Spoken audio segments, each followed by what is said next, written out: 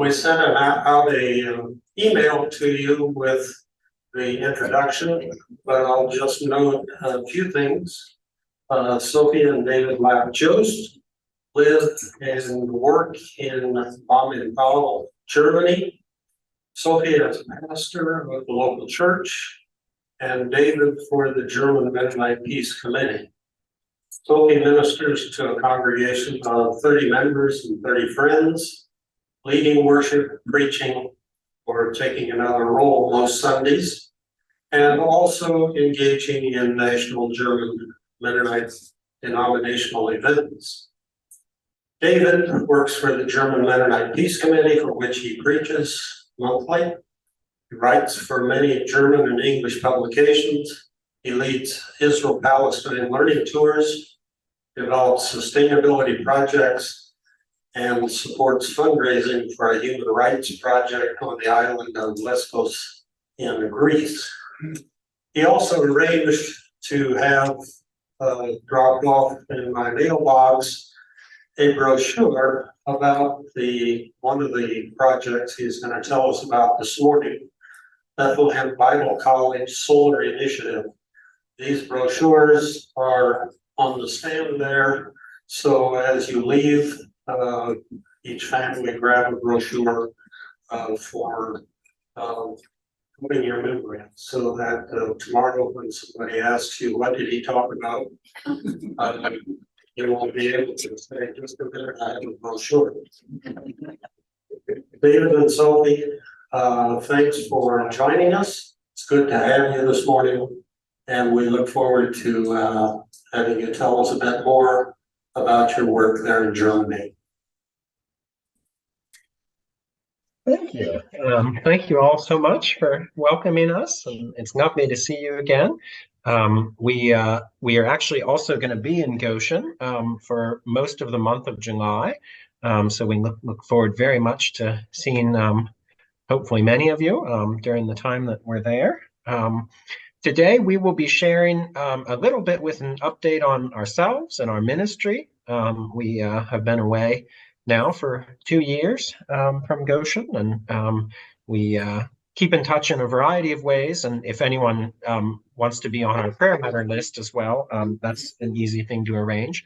But yeah, with a lot of folks we haven't been in touch in a long time, and we're just going to offer a brief update. And then we're going to offer an update on a subject that's very dear to our hearts, which is a situation in Israel-Palestine and our family and friends there. And we'll also then be talking about a particular project, talking about a solar project at Bethlehem Bible College, which joins our creation care focus in ministry and our relationships in Israel-Palestine. So I'm going to share my screen here. Can you confirm that you're seeing us and Timmy Tummy? Yes. Yeah, we can see you. Wonderful. Glad to hear it.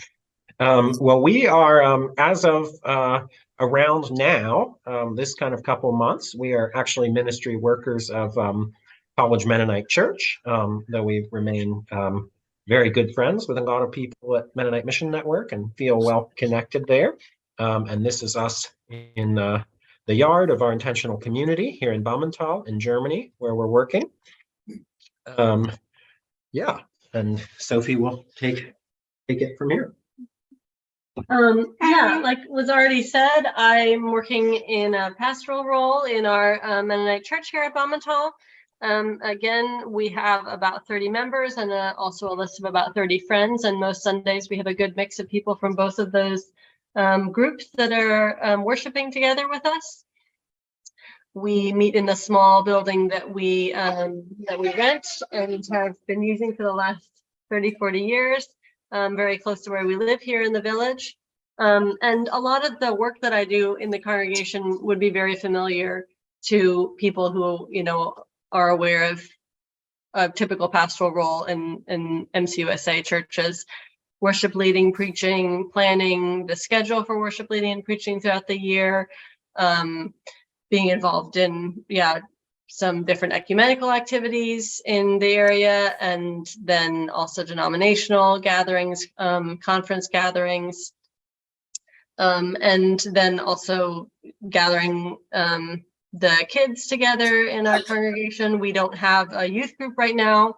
We have a small group of kids who are sort of between, like around the age of the Genesis group at College Mennonite. And so we're sort of looking in the next few years to what it will be like to transition to a more formal youth group. And that will be part of my role. Some other aspects of my work, of course, include pastoral care and engaging with the congregation.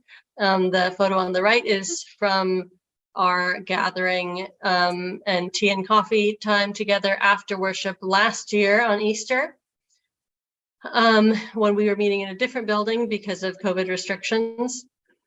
And then on the left, many of you are familiar with the Fraktur art that I make. And that's something that I've continued to keep a piece of my work and life here in Germany. Not so much in the last 8 months, but up until now, that's been something that I've tried to incorporate into my work with the church and also into larger settings. So this piece I made as a thank you gift to be given out to people who helped with different leadership and workshop roles at one of the 2 main German Mennonite sort of conferences that happen every year. And I'm at the German Mennonite Peace Committee, which was founded after World War II to advocate for conscientious objection, and today engages in a lot of human rights work and sadly still sort of conscientious objection and objecting to war-related work since the Ukraine war. And also a new emphasis for us has been sustainability. So on the left, I have a picture of me with some edible weeds here. I have really gotten into foraging and gathering different sorts of wild leeks and onions and flowers and herbs and cooking with that, which is something that I really enjoy. And I'm part of a the German Mennonite Sustainability Group. So most of us are there on the right pictured, and we have an event about every month, and we coordinate a sustainability giving group. Sort of giving together to sustainability-based organizations in Germany and in both, and in the United States both. People give about 3% of total donated money for environmental causes, and that feels a little low given the nature of the environmental crisis. I thought I would also add, just meeting with CMCers, that I also remain active in developing solar projects. So since coming here to Germany, I've helped 2 organizations in the US develop solar projects, or 2 schools, I guess. And in Germany, I've also helped a lot of individuals and folks from the US as well to invest in German solar projects. And so far in my life, I've helped develop a couple $1 million worth of solar projects, which is something I'm really excited about. And it was a great joy to work on that at CMC as well. Another part of my work is leading tours to Israel-Palestine. I'm hoping to do 2 a year, or Sophie and I together sometimes, doing 2 tours each year. These are the last 2 tours, or pictures out of the last 2 tours that I was leading. Yeah, that is a 10-day period of time. We're hoping to do one actually with CMCers this coming October. And if you know anyone who's interested, I think it's highly likely that there will be places in that, a journey through Nazareth and Bethlehem and Jerusalem. And the CMCers or also others would also be welcome. We're CMC friends or anyone like that to be interested. We have remained really connected to a number of folks in Palestine and kept in touch, and also kept up on the news. We would just like to kind of share some updates and some thoughts today with you. So to start this time, we wanted to tell you the story of a close family friend This is the Zogby family, and my family has been connected with them since my parents lived in Israel, Palestine in the late 80s. And Marcel, the daughter wearing the black and white dress, is my age. She was my roommate at Goshen College, and we've been friends since we were babies. So my family has lots of connections with their family still today. Marcel's mother, Elaine, who's in the middle of the photo, is actually an American. She comes from South Bend and is part of the Brethren Church. And then Marcel's father, Zogby, between her and Elaine, Zogby is a Palestinian Catholic. And Elaine's mom first moved to Palestine over 30 years ago. And she was able to live there for most of the past 30 years, up until a few months ago. The state of Israel never allowed her permanent residency in that entire 30 plus years, only giving her temporary permits. Israel doesn't want Westerners to be in Palestine. They don't want Westerners to see what happens, and so it tries to make life as difficult as possible. And of course, Israel also controls all the borders and allowances for staying in the land. So at first, as Elaine lived there, she would get permits to stay for a couple of years at a time. And that was a pain, but it was workable. And then instead, as things went along, her permits got shorter and shorter. So then instead of 2 or 3 years, she would only be allowed to stay for 6 months. And then finally in 2019, she was kicked out of the country, and no explanation given for why. And she wasn't given an extension for her visa and had to immediately book a flight home to the US so that she would avoid being in Palestine and Israel illegally. And a few months after that, she tried to return again because their son Luca, who's to the left of her in this photo, was getting married. This was actually the year that David and I were living in Nazareth. And so when she flew into the country, she was stopped at the airport and was not allowed to go in. She was kept there and was then put on a flight immediately back to the US and deemed a security risk. And as she was trying to figure out what the problem was, why they weren't allowing her in, she asked an officer why she couldn't get a normal 3-month visa, like tourist visa, like any other American. And the officer said to her, "Because you married a Palestinian." So as they kept trying to get allowance for Elaine to come into the country for the wedding, the family actually used their Catholic connections, and the Vatican City interceded on their behalf. And finally, she was allowed to come into the country. She was permitted a visa that involved paying $20,000 as a reserve fund. And then she got a 3-month renewable visa. And that visa, she was able to continue renewing every 3 months from 2019 until this past February. And at that point, they canceled it and would not let her renew anymore. And not only was she not allowed to stay in the country, but she was not given back the $20,000 that she had put in reserve because they had a lot of rules that were very difficult and purposely tricky to follow that meant they would then keep her money. So she and Zogby are having to live apart right now. And what's actually remarkable about the story is how ordinary it is. Tens of millions of Palestinians in Israel, Palestine, Jordan, Lebanon, Syria, and all over the world live separated from their families and friends, uncertain about the future, and with very few resources. So when we hear stories of suffering in Palestine, we know they're only a small part of the bigger story. And David's going to go on and tell you a few of these other connections and stories that we know about. The Zogbys are close friends of ours, and Sophie, grew up with Marcel for 6 years, and then roomed with her in college, and now we keep in touch with her and with her husband Nadim, and so that's a wonderful friendship.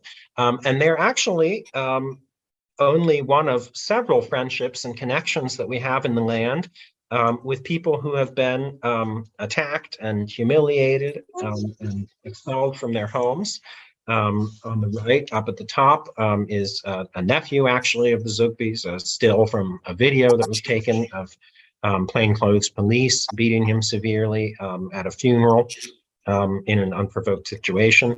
Below right is one of 2 brothers, the brothers Nasser, who run a project called Tent of Nations near Bethlehem. They have a farm that is surrounded by settlements, and they have papers from over 100 years ago from when they bought the land. And yeah, settlers next to them have been continuously trying to expel them ever since. We actually personally know 5 people in Israel-Palestine who've been severely beaten in violence in the last couple of years. The brothers Nasser and family members of the Zugbis. And I also know we met during this last tour with an Israeli activist who's been beaten by settlers, by fellow settlers, as he does human rights observation work in solidarity with Palestinians, and his arm's been broken twice in assaults by settlers. Yeah, so the situation there is very discouraging, yeah, this aspect that Sophie shared about of disconnection from home and of not being permitted to come to Palestine or live there in a reliable way is only one part of the violence. There's also recurring bombings, as you see a picture of a bombing in Gaza in the bottom. Gaza and Palestine in general is incredibly poor, aging infrastructure, aging water, actually very dangerous water situation there. Palestine is about as poor as Kenya or Nigeria. It's actually one of the poorest parts of Eurasia. And the violence, of course, compounds a situation of precarious life already for many people. There have been terrible numbers of injuries in recent years. Israeli policy is pretty careful about killing people because there are headlines in Western news. There are always headlines in Arabic news about Palestine, but there are headlines in Western news when people are killed, but injuries slip by. So about 10,000 Palestinians have been injured, documented by the UN since 2000 per year, 10,000 Palestinians per year since 2008. So there's just a continuous series of beatings and of people who are shot in the knees, shot with rubber bullets, including in the eyes, blinded, people who lose arms, people who lose legs. It's a society with a lot of maimed people due to the violence of how occupation and settlement is conducted. Sadly, Palestinians are also experiencing the killing of hope. On the right here, you see a Palestinian journalist, Shireen Abu Akleh. She was renowned throughout the Arabic world. She was actually our friend Marcel's hero since she was a little girl. She was shot intentionally by an Israeli sniper last year and killed. And she's also a US American citizen. The Biden administration has decided actually not to do anything, basically, to follow up on what international, inspectors have certainly ruled a very highly suspect, almost certainly intentional case of killing. And it just doesn't matter because she's a Palestinian, as the Israeli airport officer said to Marcel's mom. It's because you married a Palestinian, it's because you're a Palestinian, that it doesn't matter. The one thing that we've become very highly aware of in life in Germany is how global and how very, very significant this situation is. On the left, there is a picture of me participating in a discussion group at the Friedenshaus, the Peace House. This is a German Mennonite project where we do German instruction and quilting clubs and potlucks and yeah, a lot of different activities with refugees. And I was helping out with the German courses there for 3 years until Timmy was born. In that group at the Friedenshaus, I came to know 3 families who are refugees from Syria. That's what you'd call them in Germany, but they're actually refugees from Israel-Palestine. 2 of them are families of Palestinians who were expelled in 1948, and one of them is a family from the Golan Heights. And so, out of a sample of a few dozen families, maybe, that I, learned any background about, if that, probably fewer, several are actually Palestinian refugees. And worldwide, there are about 15 million Palestinians, or if you include families into which Palestinians have married, there's probably, around 20 million Palestinian families. And that is actually a significant portion of people who have been displaced worldwide. The UN Council on Refugees estimates that there are between 103 and 120 million people displaced worldwide. A significant portion of them are Palestinians. Sometimes MCC takes heat for supporting Palestinians. And, why would MCC be doing this? MCC spends 1% of its budget on Palestinians, which I'm not complaining about that. It's MCC's support for Palestinians has been incredible. But, it's about 1 in 7 displaced people, maybe 1 in 8 or 10 displaced people worldwide belongs to this community. And this is very, very meaningful for the world's almost 2 billion Muslims. Top right there, you see photographs of the Moroccan national football team posing with Palestinian flags. During the World Cup last year, Morocco, which was 4th at the World Cup, was representing Africa and was representing the Arab world. And it was also championing the cause in people's eyes of Palestinians, because this continuing human rights crisis, this continuing situation is obviously very insulting, very degrading to Muslim and especially, of course, to Arab people around the world. So we take these stories, these personal stories that we have, and this awareness that we have as well of this as an ongoing trauma, an ongoing wound in the Muslim-Christian relationship in the world and in the East-West relationship of the world. And we want this to be a part of our ministry, even though we no longer live in Nazareth. We are, as I said, doing learning tours, the CMC learning tour coming up in October. We work to encourage others to go and to volunteer, to go and to see, to read, to learn about the situation there. And one thing that we're working on as well is raising support for solar at Bethlehem Bible College. So Bethlehem Bible College is partly a seminary. About half of its students study Bible or pastoral ministry. And it's also partly a tourism school and a language school. So over half of its students actually study Hebrew or study tour guiding. Bethlehem Bible College, Bethlehem Bible College has a significant base of Muslim students. About 1/3 of its students are Muslim, studying tour guiding or Hebrew, all of them. None of them are studying, biblical studies. And it cultivates, a relationship between the Christian and Muslim community. It's an ecumenical school, so it's supported. We've known or known of employees who are Lutheran, who are Catholic, who are free evangelical.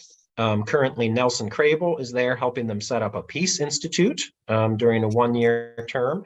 And they've had a significant number of Mennonites who've been based there or have done, sabbaticals there. And one thing that really impressed me about them is around the time that we were there, I learned that they were developing a solar project. And they announced it on Earth Day. They, trumpeted it as a creation care project. And I just thought it was so remarkable that a school in a town where there are regular, shootings of teenagers and all kinds of occupation violence and, as I said, sort of sub-Saharan African level poverty, that a school like that would develop a creation care project. That really, really made an impression on me. The solar project at Bethlehem Bible College, they already have one, and they're working to finish it, is generating and promoting and strengthening clean energy in an extremely air polluted area. So Israel-Palestine has very, very high air pollution, and developing clean energy is an important step forward in that. It's a payoff in about 4 to 5 years. There's a lot of sunlight there. It's very consistent. and power prices are, of course, as you might expect, pretty high. It's a creation care message. Bethlehem Bible College connects with evangelicals and with Christians from other communities as well, from the US and all over the world. And of course, is also well known in the Bethlehem community.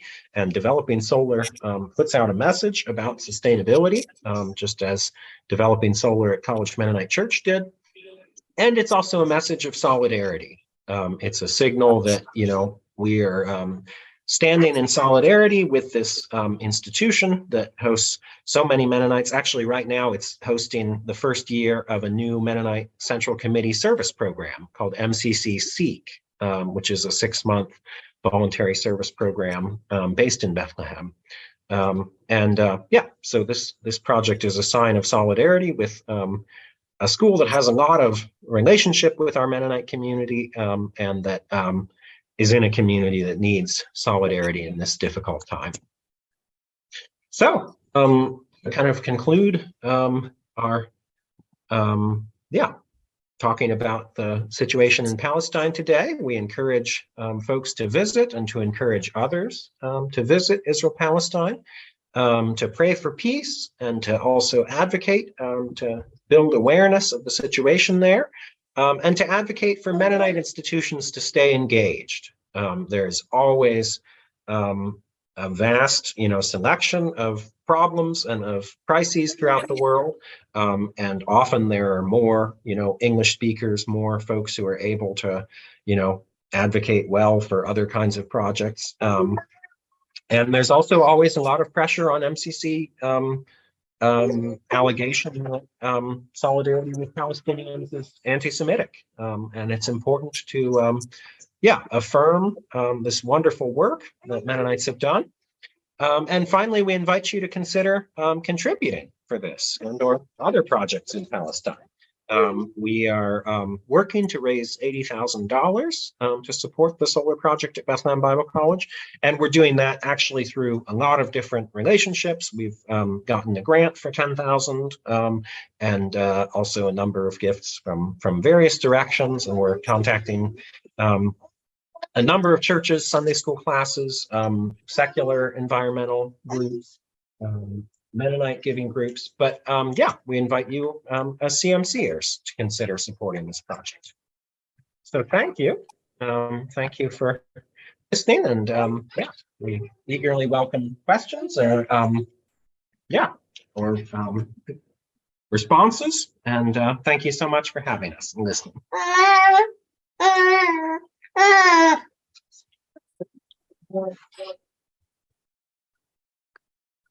What questions do you have? And I'll repeat the question. They should introduce Timothy.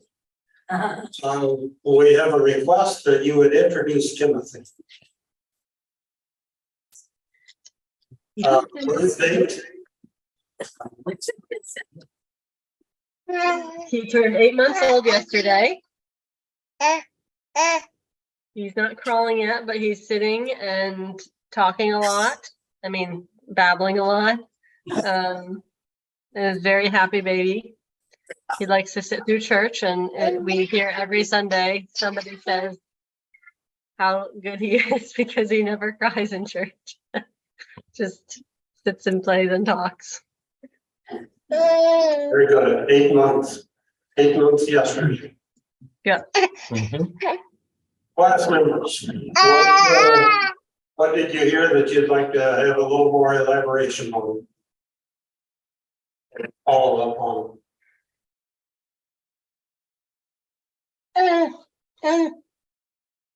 And sometimes people also have questions about Germany. It doesn't have to be about Israel Palestine or comments or stories. Yes. We saw Elaine Solby last week. She spoke for the Indiana Center for Middle East Peace, and she was very good, and our hearts out to her and to you and your work. Bless you. And no wonder your son's so nice. Parents like you. Were you able to hear that? Yeah, we were. Yeah, thanks. That's great to hear that you heard from her. It doesn't surprise me that she's speaking in settings like that, so it's good to know. Yes, Myrna. You preach in German, I assume. If so, how did you become fluent enough in it to be able to do so?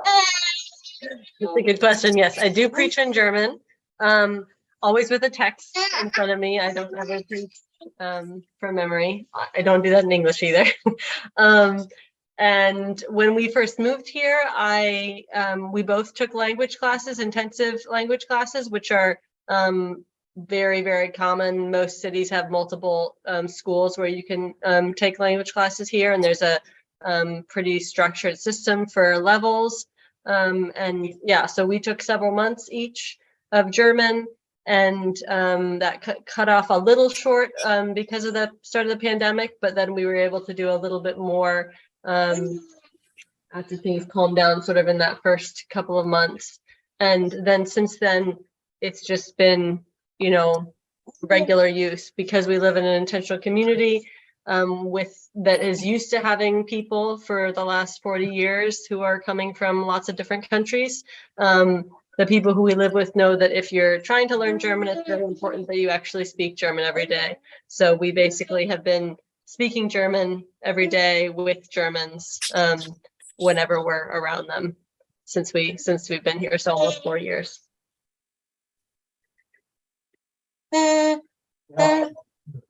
John, yes. Is there a good way to express your displeasure with some Israeli policies without coming across as being anti-Semitic? Were you able to share that? Yeah. You know, it's hard there. I mean, it can be hard. You know, there are a lot of people for whom any criticism of Israel feels anti-Semitic. I think one thing, yeah, and you know, I mean, one thing is there's always a question of time and a question of focus and a question of audience. You know, if I were talking about the problem in Saudi Arabia, I would speak very differently, because in Saudi Arabia, you know, there are underground channels that funnel money to Hamas, and obviously no one's giving any money to Israel, although there is a good relationship in some ways between Saudi Arabia and other Arab countries and Israel. Yeah, I think that, you know, to some extent it can't be avoided that some people experience pro-Palestinian advocacy that way. I think it's important to just own who you are.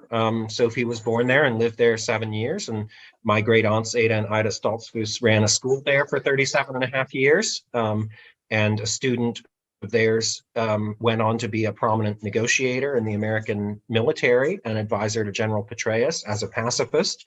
And he took part in massive peace building in Western Iraq. He had a huge impact. His name is Sadi Othman, and I love telling his stories. He identifies as a Mennonite, a Muslim Mennonite, coming out of the experience of being with my great aunts. And, you know, for me, in the end, when I look at our family stories and experiences and what we've seen and what we've learned, you know, I think there are some people who would see us and think, you know, we're obsessed with this situation and it must be because we hate Jews. And that's certainly not how I see it. And for one thing, we're not obsessed with this situation. There's many areas that we work in and care about.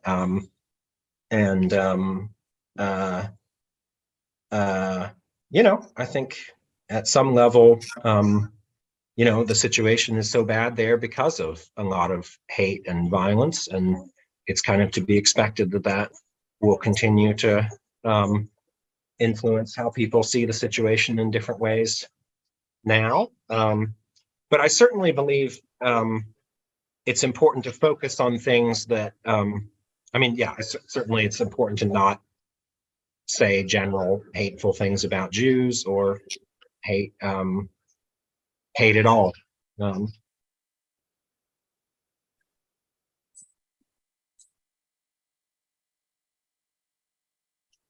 Other comment, yes, Joanne Smith. Thank you very much for this account of Israel-Palestine. Our granddaughter left on Tuesday for Israel-Palestine in a unit, Goshen College SST unit.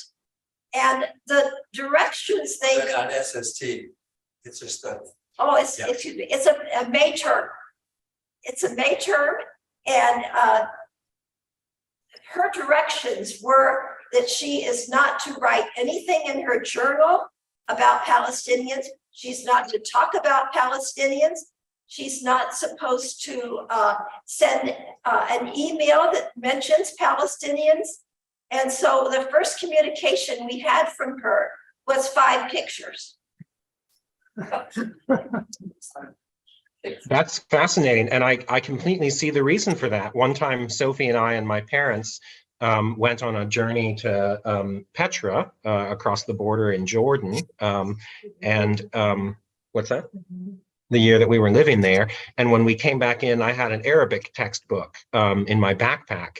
And of course, the Israeli soldiers search everything, and they found the Arabic textbook, and they stopped us, and they stopped our entire group. We were part of a bus, a group of 20 people. They stopped everyone, delayed everyone, and they interrogated me for 20 minutes. They asked me the names of everyone I knew. They asked me, and they didn't have anything to go on except that I had an Arabic textbook. It's a profoundly racist, humiliating structure. Thank God for Sophie. In her passport, it says birthplace Jerusalem. And every time the soldiers see that, they start asking her, wait, do you have an Israeli passport too? Are you using your correct passport? What's your citizenship story? And they ask her a bunch of, irrelevant questions about that. And then they've spent their time with us and they wave us through. So usually we don't get very closely surveilled due to an oddity of Sophie's place of birth. But yeah, that makes perfect sense that they would tell her not to do any of that stuff, because Goshen College could get put on a banned list, and anyone ever associated with it could be banned. Yeah, thank you for sharing that.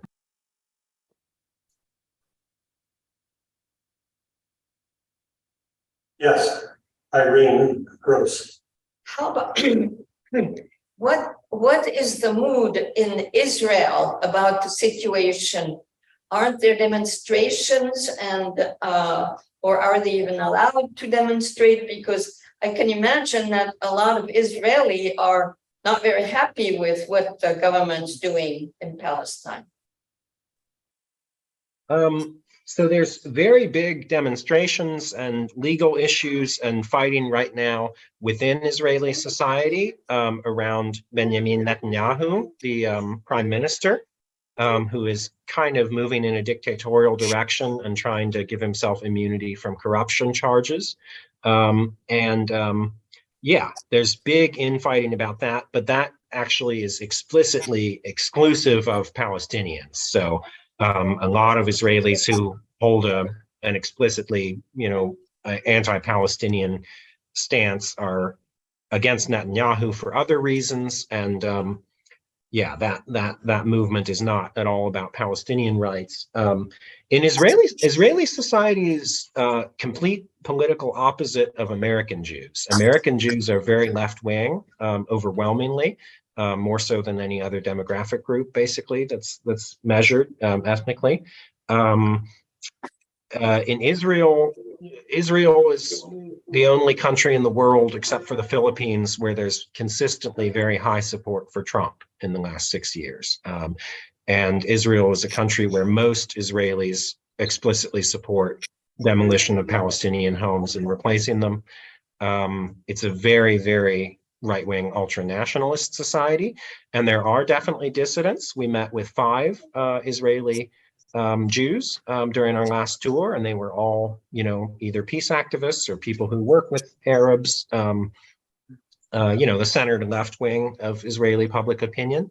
But that's very small. Israeli Jews are overall very right-wing. A lot of folks from Eastern Europe, a lot of trauma out of the Soviet Union and out of World War II. And yeah, it's very sad. It's not a society, I think, that will itself turn away from apartheid. But at the same time, I don't feel at all hopeless engaging with the situation, because there have been changes in the past, in the last century, that happened very, very quickly and were not anticipated. You know, no one expected the end of the Cold War. No one expected the end of apartheid in South Africa. Things can change quickly with pressure from the outside. Again, I don't think a society like that transforms itself from the inside, but there can be pressure, there can be solidarity. And yeah, I think it's very important to not be hopeless in the face of situations like that, because things have changed quickly before, and they will again. And it's just a question of whether they'll change for better or for worse, and we can play a role.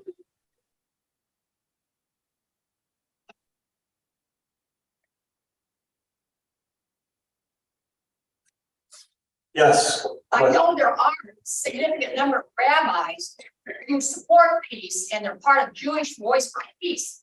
They're on the council and they continually work. So we know there are Jews that have opposite view of the situation, and they do not like the many billions of dollars that the US gives to Israel each year. And so it's sad. Yeah, I love Jewish Voice for Peace. They are U.S. American, but there are also comparable Israeli organizations. There's Israeli Committee Against Housing Demolitions. We visited actually a utility, a solar organization called Comet Middle East. They are an Israeli Jewish organization, although they employ a lot of Arabs and Palestinians, and they've done solar for 20,000 Palestinian homes or individuals. I can't remember if it's people or households, but in any case, they're largely funded by the German government. They're a Jewish group that fights it out in the courts for Palestinians. I mentioned the activist who we met this last time, whose arm has been broken twice by settlers. He comes from a settler family, actually. His family was almost wiped out in the Holocaust, and everyone except for his sister and his mom and his family have cut off contact with him for being an activist for Palestinians.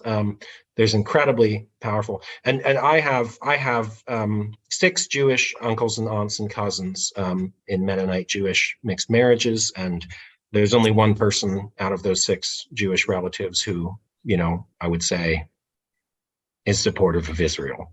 Everyone else is very skeptical of Israel. So there are a lot of American Jews, and there are some, I mean, they're very important, very courageous Israeli Jews who, and even the national paper of record in Israel, Haaretz, I would say it's a very good paper. I mean, I like it a lot better than, you know, the New York Times or Washington Post.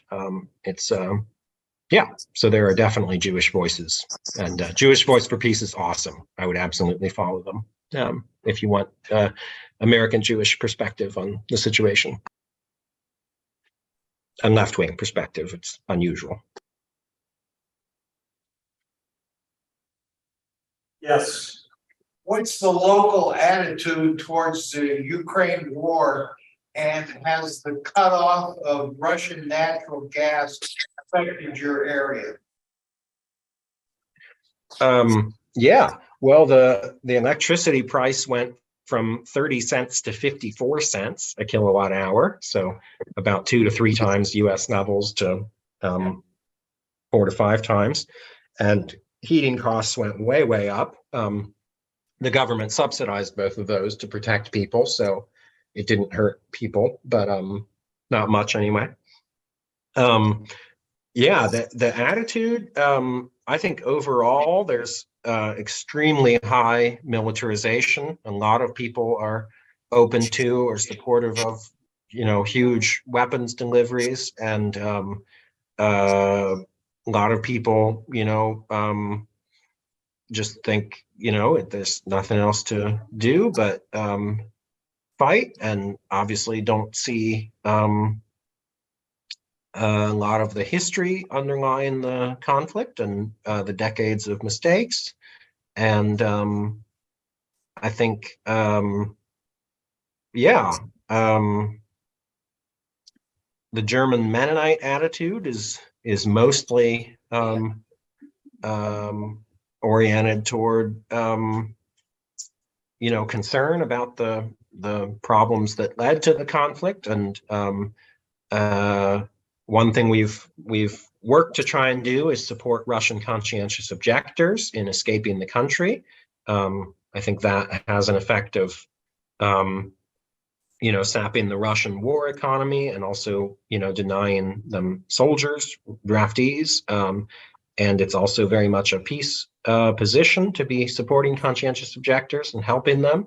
But there's even a lot of hostility to that because of hostility to Russians and not wanting them to be able to get out of the country. So, yeah, it's a very sad situation here, and Ukraine is the news constantly here. It's always, the top news. It's had huge economic effects and is a major crisis. Yeah. Yes. Have you had Ukrainian refugees come to your area? Yes.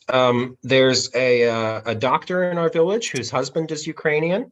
And they had many connections in Ukraine, and she arranged for a bus to bring, I think, 70, 80 Ukrainians here. So we're a village of 6,000. So now about 1% Ukrainians, although a lot of them have left. Yes, Sophie says.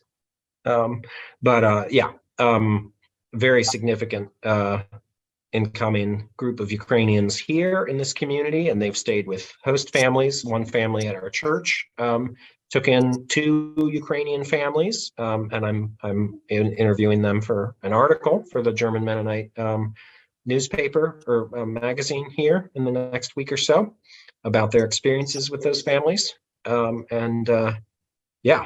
It's been a huge impact on Germany.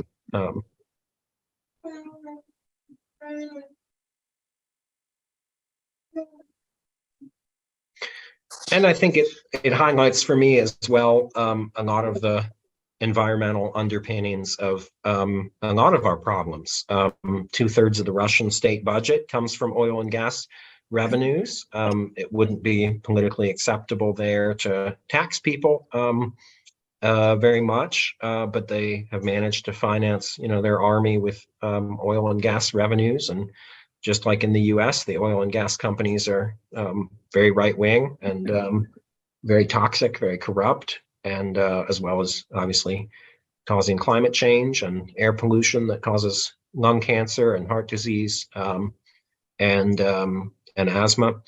And those gas contracts and oil contracts that the German government made for decades have come back to bite them in the behind, as you might say.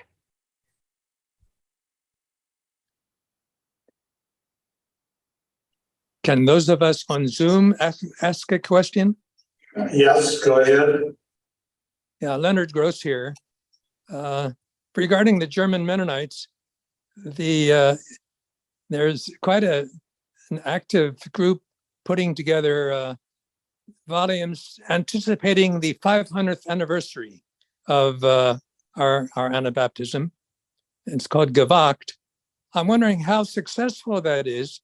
And 2 questions. And secondly, is the volume for 23 on nonviolence out already?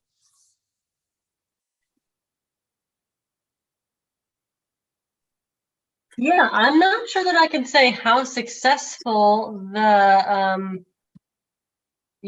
theme years are, but I mean, most people certainly know about them.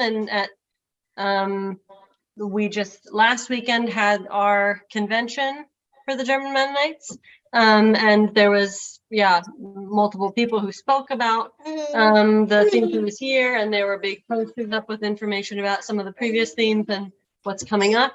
So it's definitely something people are aware of. There have been, the last 2 years especially, there have been a few different sort of small outings for people to sign up for that. Like one of the people we live with went on a bike tour last year that was stopping at places where early Anabaptists were or did things. So it's definitely something people are aware of. In our church, we have the last couple of years done a sermon series spread over the course of the year, with focusing on the theme for the year and then having sort of themes underneath that. So I actually gave the first sermon in that series this morning, talking about peace. Yeah, so that it's definitely something people are aware of, and the books for this year are out. We've had them for I think maybe 2 months. The theme for this year is living without violence. Thank you. The sermon this morning was very well received.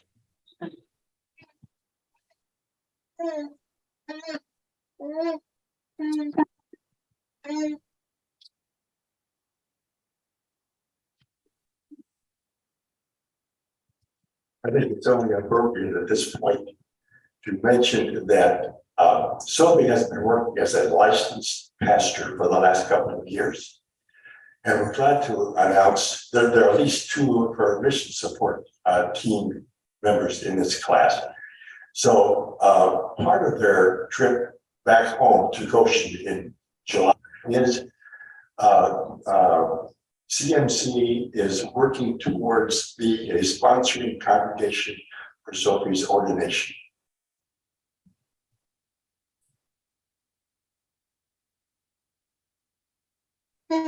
Thank you. Thanks, Weldon, for sharing that. I'm sure we'll hear more about that going forward also. One last question. Somebody had a hand up. I raised my hand. Yeah, go ahead. I would say, John, let her up. I see your father, your grandfather on occasions, and he always talks about you with much appreciation. And I think that you Zoom with him once in a while, don't you? Yeah, we do. We have a Zoom with our LAP family. Usually a couple times a month. We missed the last one because we were at this convention last weekend. But yeah, it's good to see him pretty regularly. Really glad to have had Zoom become, something that we're all comfortable with in the last couple of years. It's made it a lot more possible to stay connected with people back home. You're talking to David a moment. If he can hear me, it doesn't matter if he's not on the screen. I read the book Ethnic Cleansing by Pepe about what happened over the years in Israel with the cleansing of the communities and destroying communities of the Palestinians. And I wonder, since Bethlehem Bible College, which by the way, I taught there for a year, is in Bethlehem. And can people get into Bethlehem very easily right now, or is it difficult to get to Bethlehem? I couldn't hear quite everything, but that's really exciting. I would love to hear more about your experience teaching there. Actually, I've been learning a lot more about the community lately, and a friend of a friend also did research on the Palestinian Free Church communities. And anyway, that's very interesting to me. I didn't know that there were, Mennonites who had taught there like that. As far as getting into Bethlehem goes, it's very straightforward in normal moments. Our last tour group, we went in at night and we went through, the long imposing tunnel in the wall, and everybody said, wow, this is like East Germany, which was sadly one of several times people said, wow, this is like East Germany during that tour. But you can go there, or you can go directly by public bus without any, harassment. And if you go by private bus, they'll screen you and maybe harass you. So there's different ways in, and as with everything there, as with Elaine Zugby, the problems are obviously not about security. If you can go through on a public bus without getting checked, why should you get harassed if you're on a private bus? But you can go in. Yeah. I was talking about is called ethnic cleansing of the Palestinians. And it tells the history of down through the years of how the villages were destroyed and people were put into camps and sent across the country. That's one thing. The other is a novel that I read just lately. I wonder if you've read this at all. It's called Morning in Jenin. And it's a very interesting story of a novel story about taking from truth of a family and how they were dealt with when the cleansing was taking place in early days in Jenin. Oh, that sounds fascinating. If you would be willing to send those to my email address, we will. I would love to hear about those. Yeah, thank you. Get it on a book if you want to, without even buying the book. You can. I have a program that I use all the time that I don't have to buy the books anymore, but you can get them and listen to them. And that is one of the books that I've read like that, which is called Morning in Jenin, which is a very interesting novel. Okay, John, so we can make sure you can look in the church directory, send him that information he asked by email. So you'll hear from John later on. I think our time is up. It's been such a pleasure to be able to interact with you folks. For class members, don't forget to pick up a brochure as you leave. Let's express our appreciation with a round of applause. Thank you. Thank you all so much for having us. Thank you so much. Really, really nice to see you. We'll look forward to seeing you in July.